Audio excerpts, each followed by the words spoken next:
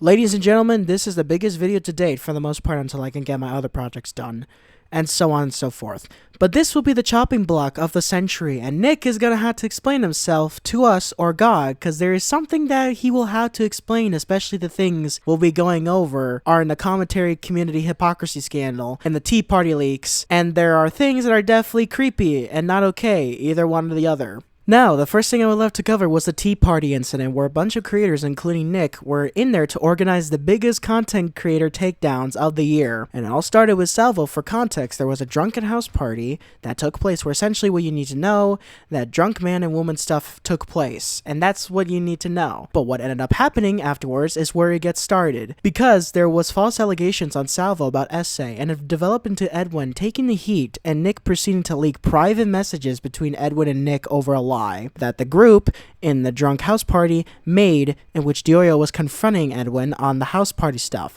where Edwin drove Salvo to the house party and Diorio started pooping on Edwin over the same lie that is directed at Salvo, with Diorio having the full context as to what happened at the house party. And yet, still participated in spreading these lies, and it ended up with Salvo getting packed up on X and him being backstabbed, in which Diorio, Keemstar, Exile, and other organizing a plan to take down Edwin and Salvo with the lies and misconception to doxing, if you can even call it that, on him for their revenge. And clearly, as you can see, Diorio willingly participated in this massive takedown campaign against Edwin and Salvo.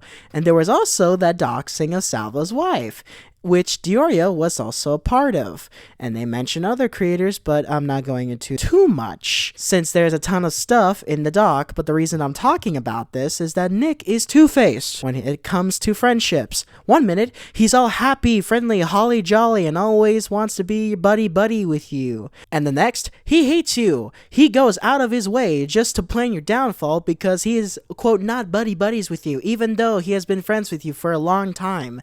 That's how two-faced Diorio is. Another scandal involving Diorio was the Zaptai pedophile case that took place in 2019, where Zaptai, being 19 and 20 during the arrest of the sexting, groomed and coerced a 14-year-old to send COD points of herself to him, which if you were thinking rationally, you would go, this guy is a pedophile, we need to get rid of him. But no, that's not what happened. Nick, mind you, publicly said that he's against pedophilia, proceeds to defend this guy, who is an obvious child S3X offender, and even went out of his way to lie about the pedophilia situation, and even got away with it, while knowing that Zaptai had intentions to meet up with the 14-year-old to R-word her. And also another thing was that the fake friend mentality again. The fact that Diorio defended this pedophile is vile as hell, because how on God's green earth would you need to be that disgusting to the point where they need to defend a pedo? Like, my brother, what the absolute frick is wrong with you? Bro, you knew that this man wanted to get CP from her, wanted to illegally R-word her. And considering that she's 14, you would have already known that this is pedophilia, but no. You would tolerate this when you said publicly that you did not. Not gonna lie, that should have been the final nail in the coffin. I guess that wasn't the final nail in the coffin, because you still continue to be a popular creator despite people calling out your hypocrisy. There's also this strange habit that Nick has where he does the following: gets into serious situations, defends the most heinous actions, sometimes doing the actions themselves, plays the victim card once it gets called out, and being a pussy by gay-opping, like backstabbing people behind their back, spying on people, pulling the big brothers, watching and ratting themselves or other people out for their monetary gains. And last but not least, framing all of this as a joke, when it's really far from one. Next, Nick also tends to block people who say his name and who don't know him.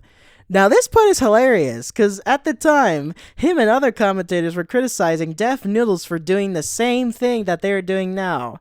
It's like, you have to be that much fat, soft, soy boy pussy to do that, or even getting easily offended about your name being mentioned. And it's not just people who mention his name, it's people on the internet who have never even interacted with him in their lives and getting blocked. And it's like, brother, are you really serious right now? But that's really all I can talk about, because like, this guy is very, very weird and very, very questionable person, very dangerous at times. And now, folks, it's time to say goodnight. We sincerely appreciate your patronage and hope we've succeeded in bringing you an enjoyable evening of entertainment. Please drive home carefully and come back again soon. Good night.